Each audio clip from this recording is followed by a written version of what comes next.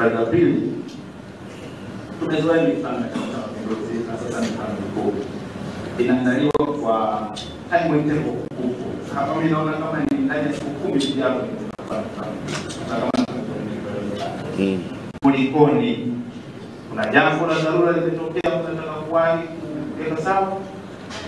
Swali la tatu, makamu mwenyekiti alipoteuliwa Mzee Wasira ingia barabarani moja kwa moja, lakini kwa sasa ni kama haonekani. Watu wanauliza pumzi imekata sasa.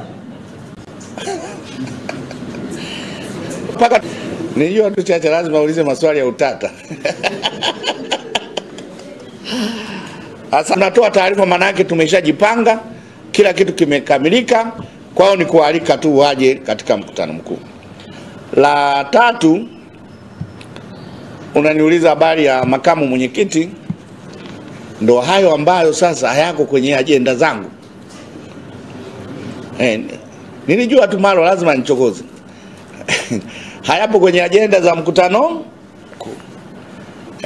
Kwa hiyo itoshe kusema mbona mimi nafanya ziara, napumzika, na kuwa na kazi zingine za kufanya, vikao vya ndani, vya ofisini, baada ya hapo naanza ziara tena.